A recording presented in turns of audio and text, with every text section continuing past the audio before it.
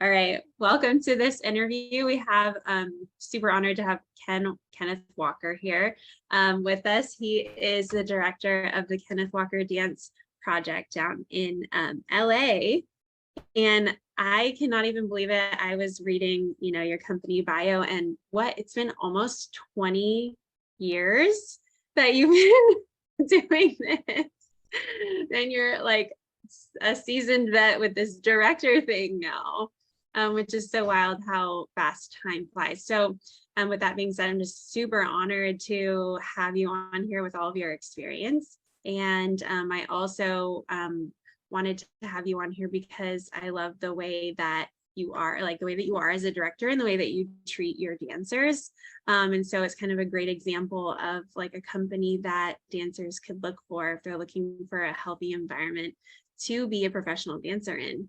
So yeah, with all that being said, Ken's won many awards for his choreography, and he started the ballet project down there in LA? Yeah, the Kenneth Walker Dance Project. Yeah, we started in here. Actually, we started on the road. Should I launch into it? Yeah, it was a cool story of how you guys started, right? It was kind of like your talent was found, and then all of a sudden you needed a company, right? That's exactly it. Yeah. Got a call from a festival. They said, "Hey, we want your company on the bill," and on the other end, we're saying we better get a company together. That's awesome. Very cool. That's great. I mean, that's how you know when like there's a demand and people are asking you for something. That's kind of like a good sign from the universe. Like that's the direction you should go, right? I agree. Very cool. Very cool. And then you also bring together companies down there in LA to perform together, which is really unique. Yeah, we just started. This is a new project. We call it Ballet Fest. Oh, Ballet Fest. Okay. We have submissions. Artists can submit their choreography, and then we curate the bill and then produce it. And it's still in its infancy, but the first one was well received. So we're planning on going forward and doing it some more. That's wonderful. I think that the dance world can be so like cutthroat sometimes. So it's really it's nice to collaborate and support one another and probably cross-pollinate with your audiences, right? Hopefully. Yeah, hope that's a hope. Yeah, great. Okay, so I'm gonna get into like just some technical questions for the aspiring professional dancers here. So could you tell me a little bit about the size of your company on average? How many dancers do you have? Oh yeah, right now we're about 9. Prior to the pandemic, we got up to about 12, I think, if I recall correctly. We just have been back to live performing just a little over a year now, post-pandemic, and it's been a bumpy ride getting back, but we're all happy to be back in the theater and the studio. So yeah. Yeah. Wow, I can't even imagine. Yeah, going through that season. And how is that affecting like your ability to hire new dancers? Do you think that that's something that's affecting companies right now, just coming out of the pandemic?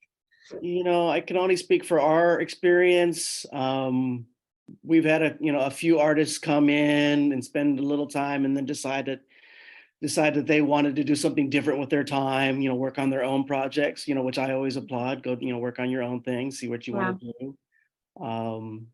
But it's made the core, those of us who were there before the pandemic and now, I think it's made us all a bit closer and more willing to work together on things that come across our plate.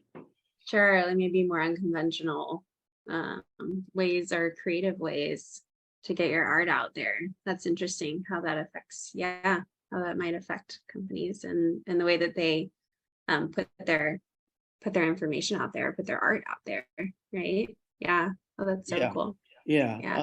During the pandemic, everybody was streaming everything. And I think that's and to some extent still going to exist, probably not the way it did before, where you could Right. watch companies from around the world for free.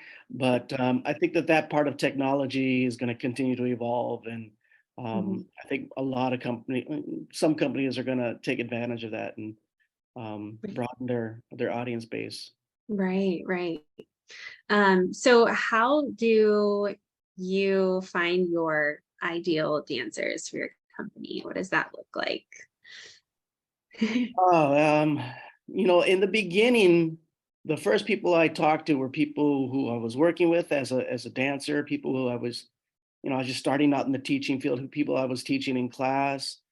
Yeah. Um, and then it sort of evolved into people who were in the company feeling like this is a place that they wanted, um, Mhm. great people to work with. So they would invite people that they knew, recommend people they knew.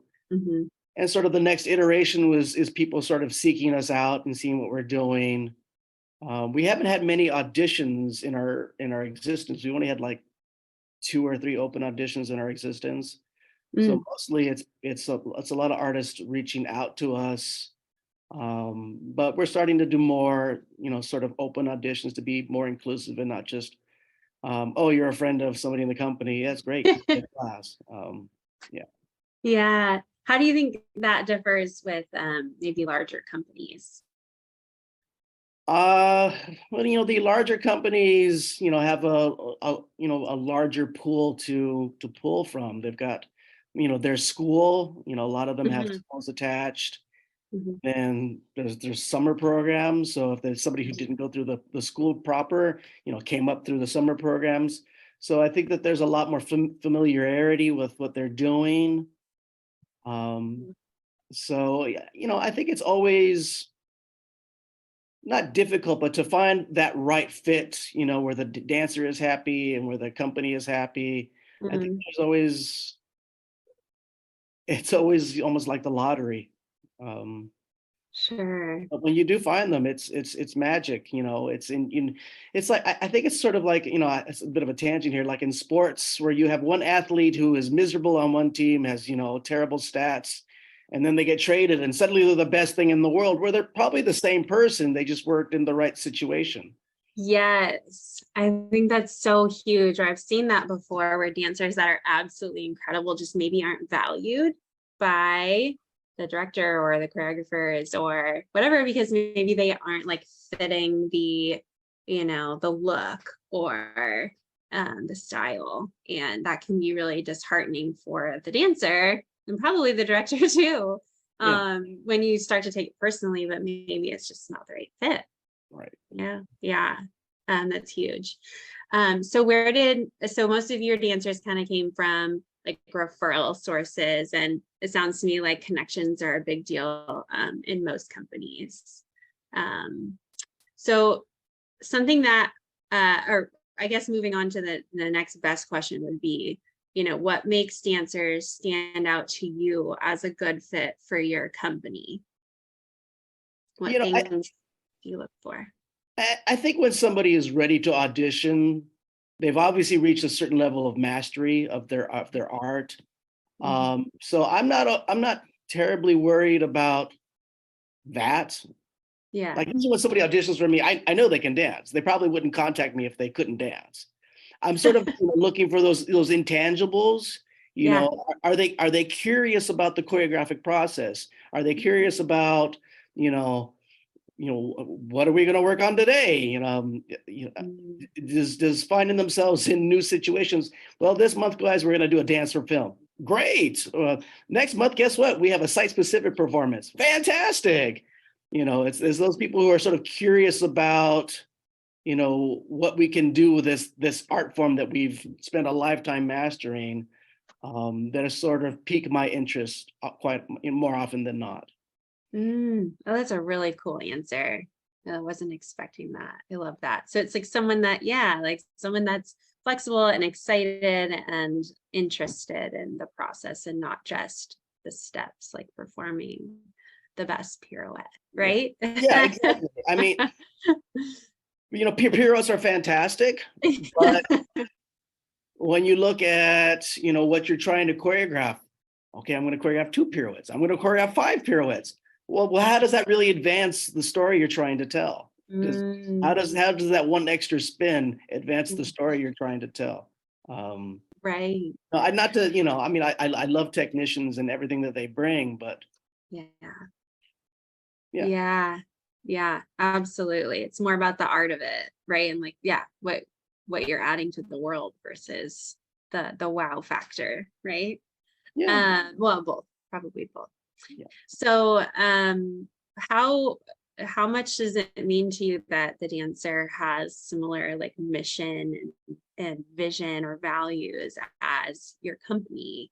Because we could go on your website and look at your mission and your vision, and is that something that like that would be important practically for a dancer to have like similar? I want to say it's important, but just like in life, you don't want to surround yourself with people who always agree with you.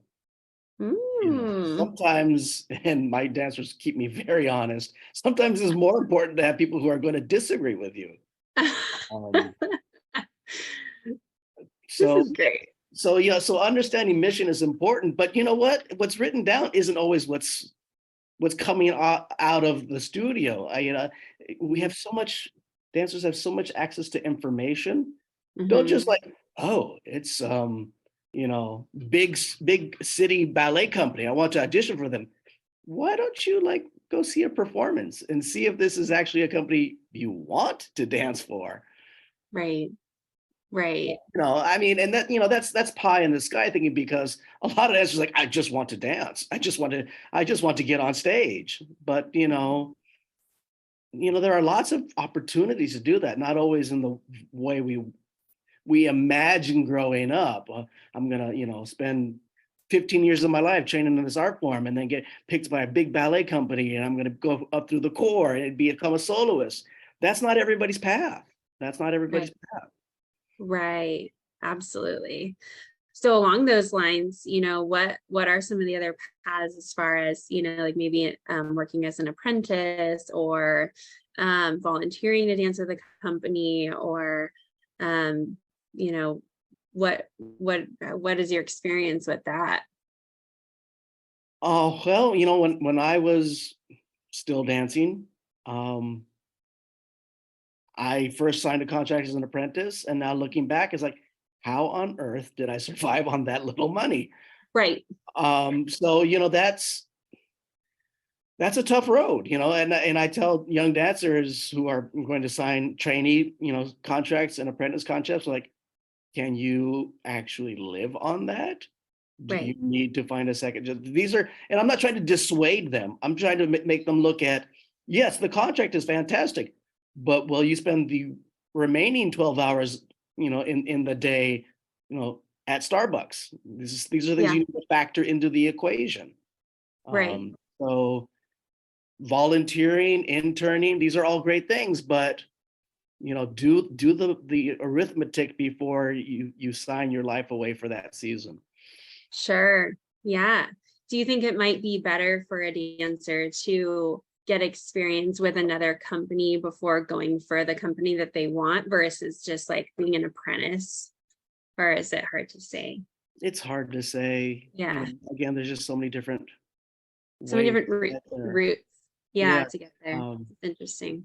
when you look at someone like Kristen Fentroy, who was just promoted to principal at Boston Ballet, Mhm. she had a different route than, say, somebody else in the company who came up through Boston Ballet School, or came up through, Kristen left California, moved to New York, continued her training, got a job at, for all intents and purposes, a smaller company, Dance Theater of Harlem, and then just continued to work on her craft, continued to do what she needed to do, and then auditioned for Boston and got in, I want to say, as a soloist, but I could be wrong. Mhm. And now she's a cover girl at Dance Magazine. So uh, Yeah. those are the sorts of stories that we love to hear, but those are, you don't Right. always hear those stories. Right. Yeah. Well, that's a good point. Yeah. That's encouraging to know that like there's maybe not just one way. And if one way isn't working for you, like just kind of go with the flow and find what works for you and you'll get there. Right. Yeah, and this is a tangent, and I go off on those from time to time. You I love know, it. what, so the crux of this is, what does it mean to be a successful professional? So I Mm-hmm. think that we have to rewind and say, well, what is success in our life, in our framework? How are we framing this word success? And this is Yes. something that artists, humans, grown-ups are having to deal with on the daily basis. Like, it's like, okay, what does it mean to be a successful adult? What does it mean to be a successful parent, a successful, we all have these ideals that we thought we were going to have when we were Yeah. 8, but Yeah. So elusive. Very elusive. Yeah. Yeah. So I mean, it's important to sit down and have that like moment where you're visualizing like what is it that I really want, and then you can find that satisfaction in that, right? sure. Yeah. Yeah. That's satisfaction. Um, That's a great that's word. that's satisfaction. Yeah. So okay, so kind of going back to the pay, how is pay normally determined for each dancer? What does that look like? We try to be equitable, but it's mostly based on, because we're mostly a project-based company. We don't have extended work weeks like, a larger ensemble would. Mhm. So it's basically how many dances were you in this show? Were you, Okay. out of 6 dances on the bill, were you in 2 dances or were you in 5 dances? Okay. Which we sort of equate to how much time did you spend in the studio to get all that done. Um, Sure. So so being picked by the choreographer is important, right? And well, and your company is exclusively your choreography, but it there used are, to be. oh, it used to be? We're actually, last year we licensed a Gerald Arpino pas de deux. Gerald Arpino is, for all intents and purposes, the co-founder of Joffrey Ballet. Oh, right. And Yes. when I was a young pup, I saw his pas de deux, Light Rain pas de deux, and I said, one day I want to do that pas de deux. And that never came. So I said, well, let's do the next best thing. Let's license it and have my dancers do it. Oh my God, I just got the chills. That's so cool. I love that. That's And then, awesome. so that was one of the first works. One of the dancers in the company, she's branching out into choreography, so we had her do a solo for another dancer. Great. And we're working with the Salvatore Aiello Foundation. We just licensed one of his works. He's an important dance figure in North Carolina. He was, sort of a founding faculty member at North Carolina Dance Theater, and a pivotal director at North Carolina. I'm sorry, he was a faculty member at North Carolina School of the Arts, and a pivotal director for North Carolina Dance Theater, and they're now called Charlotte Ballet. Okay. So we're Awesome. starting to bring in other Look at works. you. Yeah. See, you're branching out. That's very cool. And I'm sure, that's a sign of life. It's a sign of life when things evolve Yeah. and change and improve. That's really, really cool. Um, great. So, let's see if I have any other questions. Get over that. So what do you think would, like you said, some people just will audition for you, or just reach out to you. What does that look like? And do you pay attention to all of these submissions? Is that, Yeah, I respond to all of them. good? And I send them, just my assumption is that they did a Google search on companies, and our Right. name came up. And I said, well, here's our website, here's our social. If you see, if this still interests you, Yeah. reach out to me again. Your homework. Um, Here's your homework.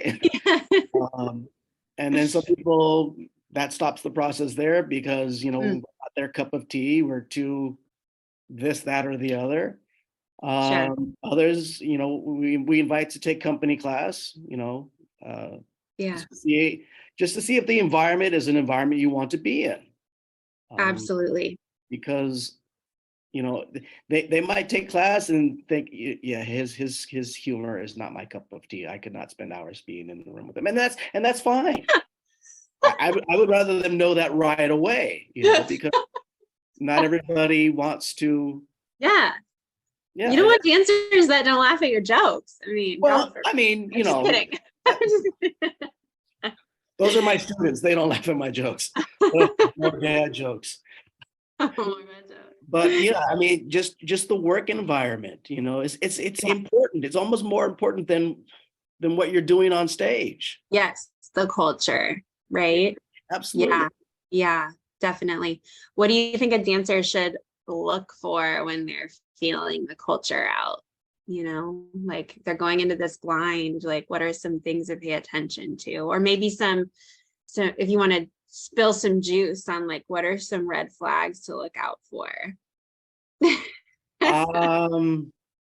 If you could take company class, that's probably the best. Okay. Like open auditions, you're not going to learn much about the company. But Right. if you can go and be in the room with the other dancers in the company, you know, odds are somebody's going to gossip about something. No, you don't want to be here. Oh, this place is fantastic. And don't just listen to one person. Yeah. Talk to multiple people. Yeah, because one person might just be having a bad day. You don't know. They might have had, you know, an argument with their director last night, and you know they haven't buried the hatchet yet. You just don't know. So talk to multiple people, and you know, see them in performance. Yes. So you might get to know the companies somehow. Yeah. See them in performance. Yeah. You know, because you don't want to sign a contract for a place that you're going to be miserable at. I know that we all want that contract. We want to get paid to do what we love. Mm-hmm. Sometimes it's just not worth it. Sure. Yeah. Yeah. So don't just think about like getting the contract. Think about, you know, the quality of your life. Are you going to be able to afford this? What's the culture? Is this going to like crush your self-esteem, you know, or encourage you as an artist? All those big things. Like think about the after the contract as well. Yeah, absolutely.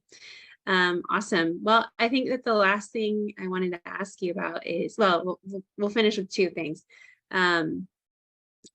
Any like big struggles that directors or company owners are facing these days, as far as like, you know, finding the right dancers, or any other struggles that they're dealing with?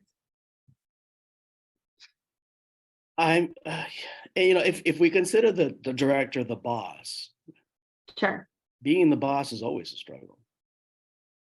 Yeah, I think when it comes to being the boss of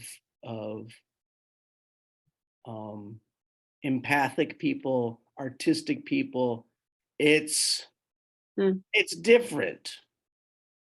Yeah, because you're not running like a corporation or something, right? Yeah. And I think that CEOs could learn from us on how to deal with their people. You know, for me, there's always a sort of balancing act of how much information is too much information to share. Because you want to let everybody know what's going on, but not so much like, you know what, we lost a donor last night.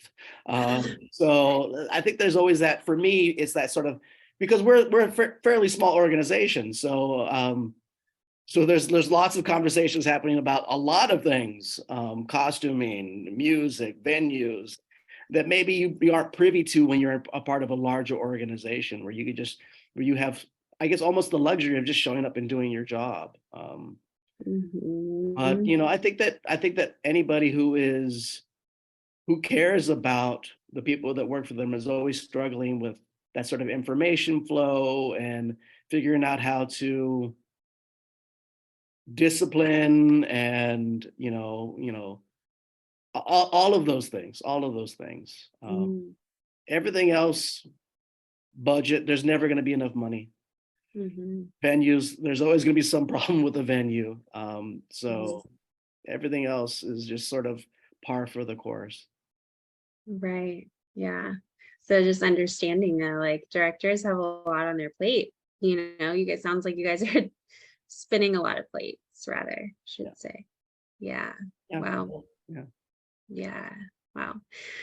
Okay, well, to wrap this up, if you have any other general tips or advice for dancers in their audition process or in the process of trying to become a professional dancer, like what would you say to little you trying to become a dancer? What would I say to Yeah. the um get your 8 hours. Um be kind to the people around you because you don't know what they're going through. Mm, Um gosh. mm, There are lots of things I would have done differently and some things that worked out because I'd made mistakes. sure. You don't know what mistake is going to open up a new path for you. So just be kind to yourself as well. Mm, wow. Yeah. And trust the process and take it in stride. Yeah. Beautiful. Well, thank you so much, Ken. Can't tell you how much I appreciate the work that you do and the positivity that you bring to the dance world and the time that you most generously gave to me and the dancers that are going to be watching this. So Of course. very thankful.